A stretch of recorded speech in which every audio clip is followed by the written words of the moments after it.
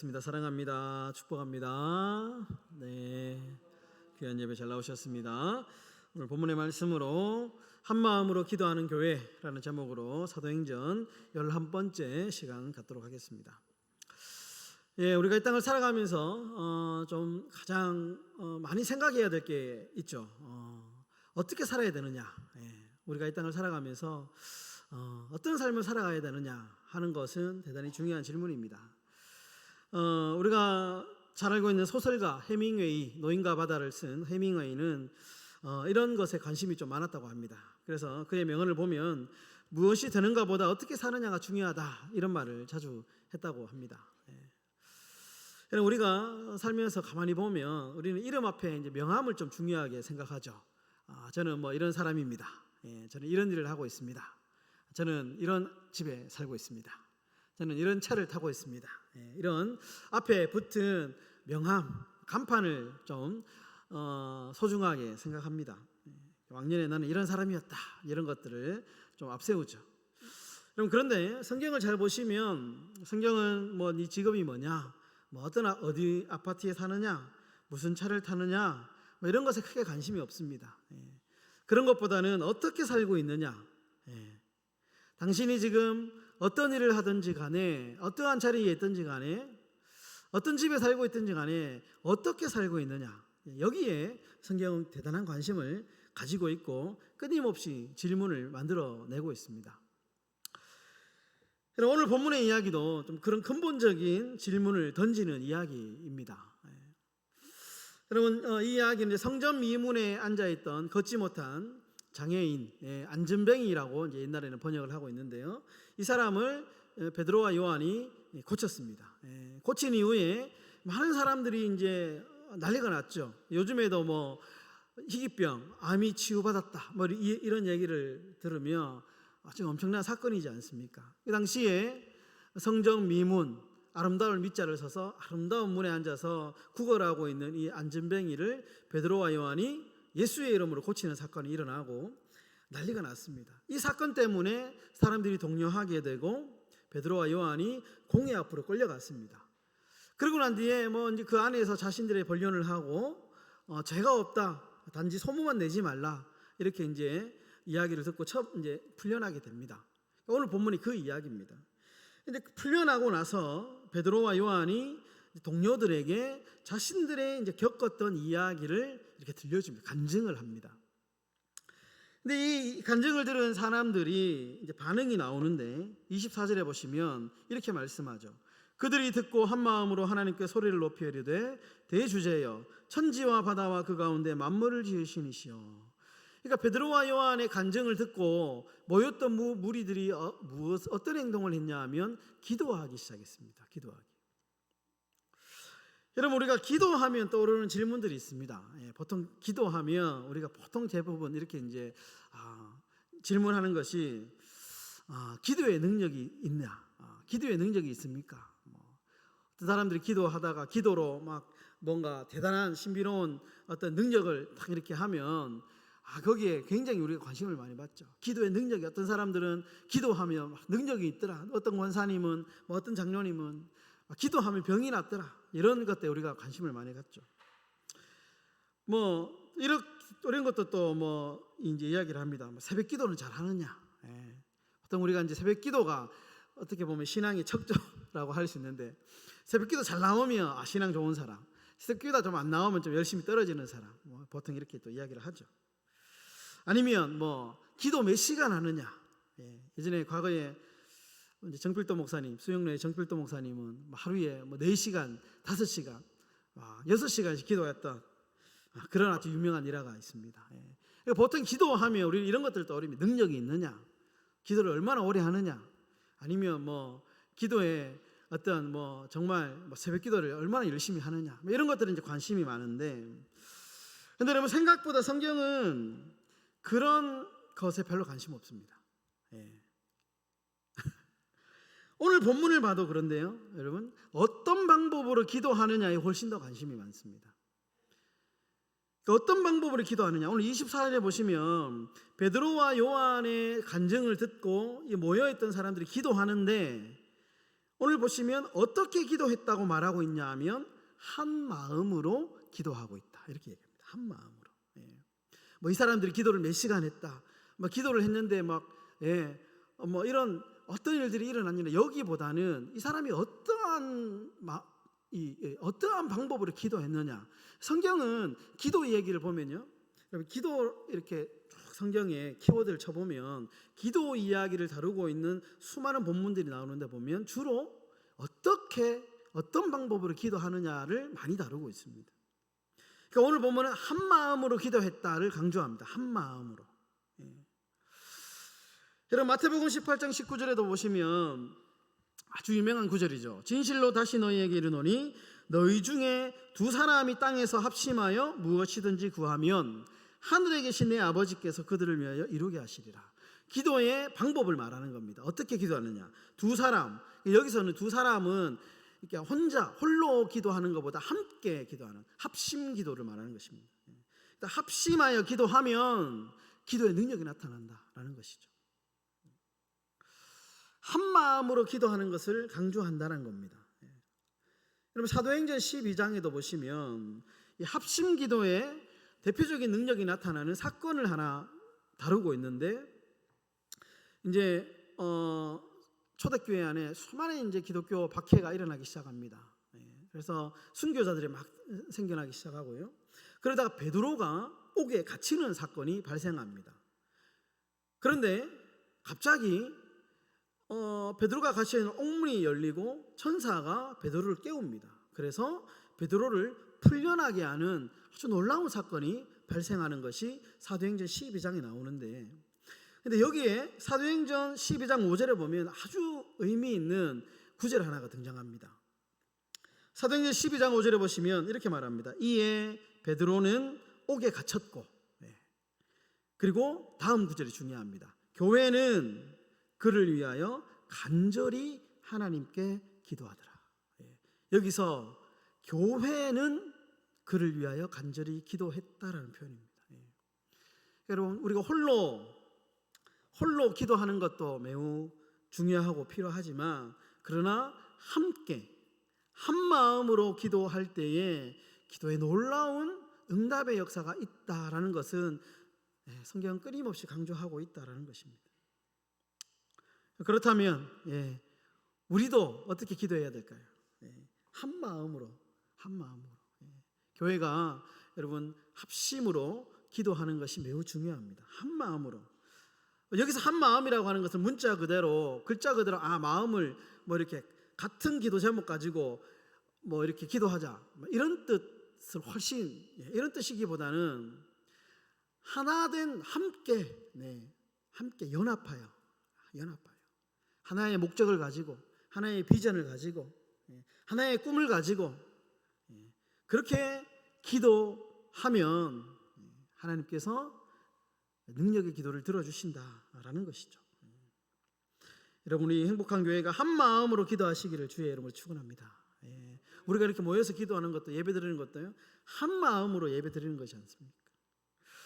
그럼 사람을 영어로 person이라고 하죠. person. 근데 person이라는 단어가 어디에서 나왔냐 하면 이 라틴어의 페르소나라는 단어에서 나왔다. 페르소나 하면 영어로 가면이라는 뜻입니다. 가면, 얼굴, 마스크. 근데 이 페르소나라고 하는 라틴어는 어디에서 나왔냐 하면 헬라어인 프로소폰이라고 하는 단어에서 나왔습니다. 프로소폰. 그러니까 사람이라는 펄스는 결국 그 어근을 쭉 쫓아가니까 헬라어 프로소폰이라고 하는 단어에서 나왔는데, 이 프로소폰이라고 하는 단어가 뭐냐 하면 얼굴을 맞대다라는 뜻입니다. 얼굴을 맞대다. 사람은 뭐냐? 어떤 존재냐? 홀로 서 있는 존재가 아니고 얼굴을 맞대는 존재다. 혼자 살아갈 수 없는 존재다. 얼굴을 맞대고 있는 관계적인 존재다라는 겁니다. 여러분 교회는 모든 일을 함께하는 관계적인 공동체입니다. 관계적인, 우리가 좀 기억해야 할 것은 여러분 교회는 함께하는 것입니다. 함께하는 것. 조금 능력이 부족해도 함께 힘을 모아서 교회를 세워나가는 것이 교회 공동체의 특징입니다. 그럼 제가 오고 나서 이제 하는 것이 있죠. 공동체 성경 읽기라고 하는 겁니다. 사랑방에 모이면 제가 공동체 성경 읽기 매주 밴드에 매일마다 제가 이제 새벽기도 끝나고 매일 올립니다. 제가 공동체 성경 읽기 매일 이렇게 이제 하루 분량이 유튜브 나오거든요. 이게 그냥 만들어진 프로그램이 아니고요. 공동체 성경 읽기 원래 성경은 혼자 읽도록 만들어진 게 아니고 공동체가 함께 읽도록 만들어진 겁니다. 왜냐하면 요즘에 성경이 흔하니까 한 사람이 한 명씩 다 성경을 가지고 있지만 옛날에는 성경을 한 사람이 한 권씩 가질 수 없었습니다. 그러니까 성경을 읽을 때는 다 함께 모여서 함께 앞에서 이제 성경을 낭독하면 그것을 듣고 그래서 미스바 광장 같은 데서 이제 사람들이 모여가지고 성경에 구약 성경에 보면 사람들이 모여서 집회를 하잖아요. 그때는 뭐냐 하면 구약의 율법을 낭송하는 겁니다. 그러면 온 사람들이 모여가지고 성경을 듣는 겁니다. 그죠? 그러니까 공동체 성경 읽기의 프로그램이 뭐냐 하면 함께 하는 거예요. 함께 성경을 읽을 때 혼자도 이제는 혼자서도 읽을 수 있죠. 집에서 골방에서 혼자 읽으시고 성경을 함께 읽을 때에 여러분 큰 은혜가 있습니다. 한국에 공동체 성경 읽기라고 하는 사역 단체가 있습니다.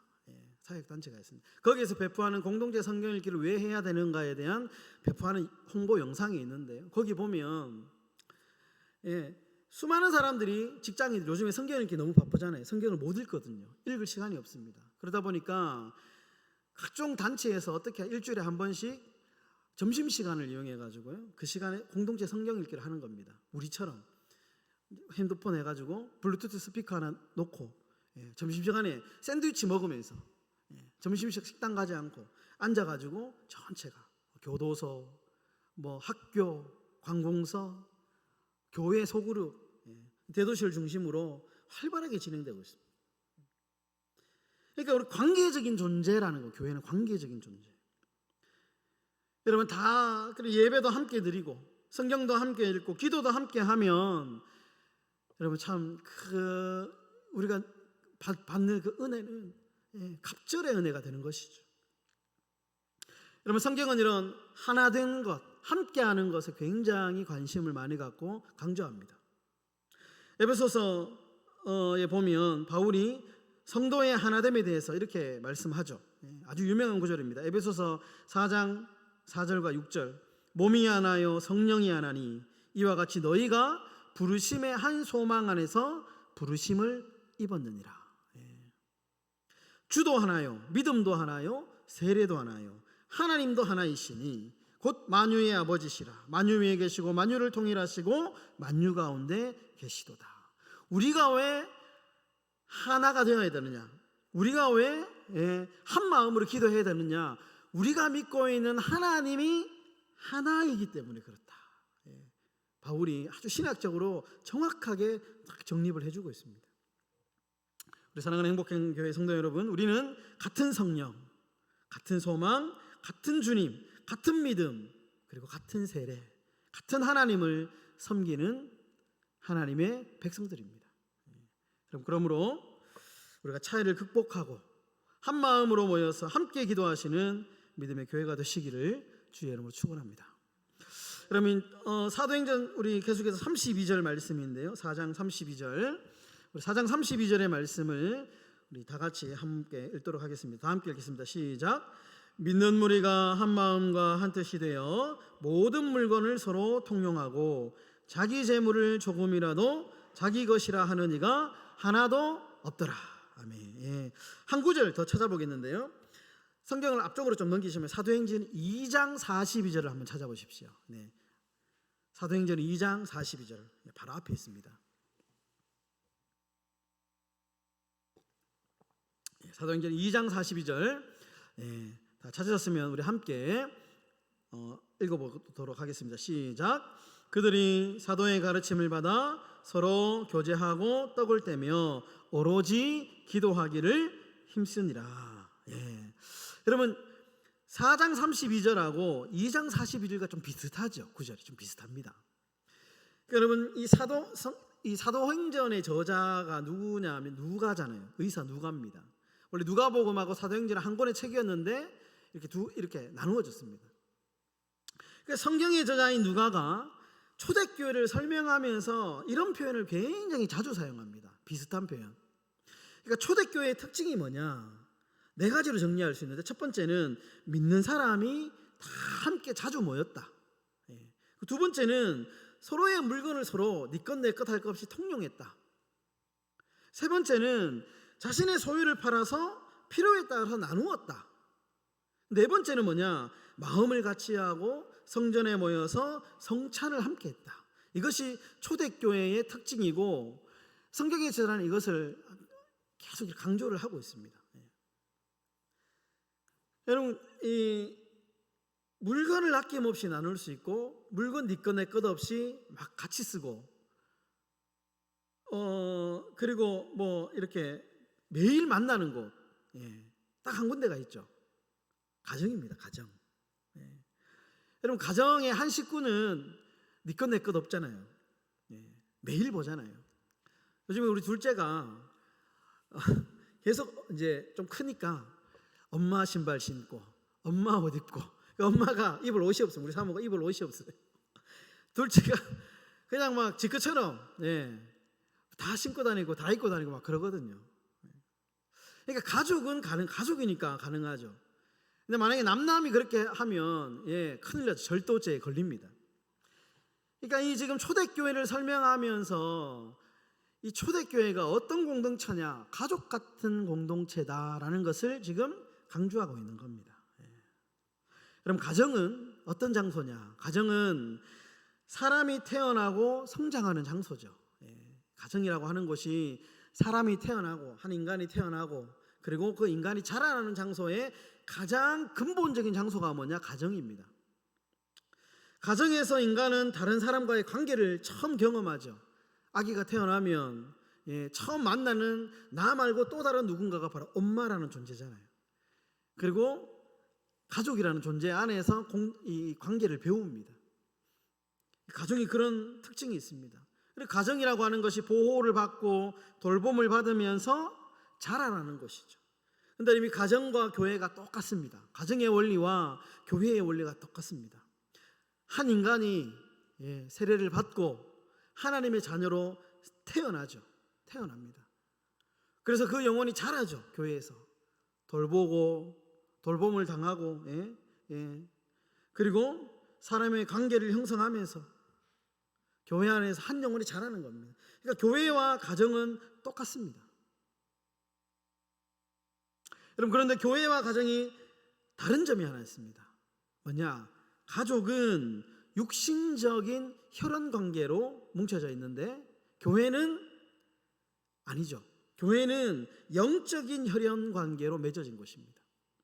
가족은 다 피가 같잖아요. DNA가 다 같습니다. 엄마가 하나, 엄마 반, 아빠 반, DNA가 반반 섞이잖아요. 피가 같다 그러잖아요. 그럼 교회는 뭐냐? 교회는 한마디로 말하면 예수 가족 보혈 중심에. 그러니까 우리 몸을 하면 다 예수님의 피가 다 이렇게 똑같이 흐르고 있다는 거죠. 예수님이 그 얘기합니다. 마태복음 12장 48절과 50절에 보시면 누가 내 모친이며 내 동생이냐? 손을 내밀어 제자들을 가리켜 가라사대 나의 모친과 나의 동생들을 보라. 누구든지 하늘에 계신 내 아버지의 뜻대로 하는 자가 내 형제요 자매요 모친이라.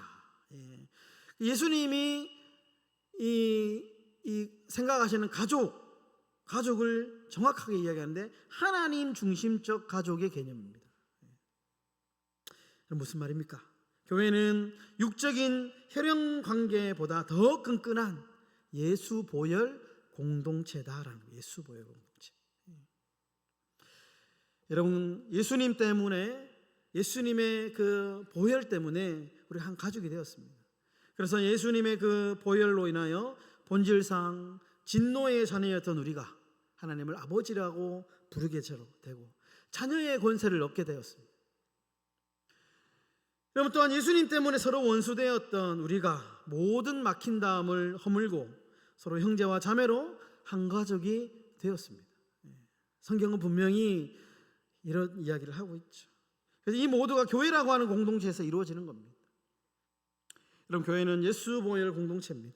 한 마음으로 기도하고 자기 소유를 내어놓고 형제의 연약함을 함께 돌보는 곳이 어디냐? 바로 교회다라는 것입니다. 여러분, 우리 행복한 교회도 마찬가지입니다. 우리 행복한 교회도 예수 가족 보혈 공동체입니다.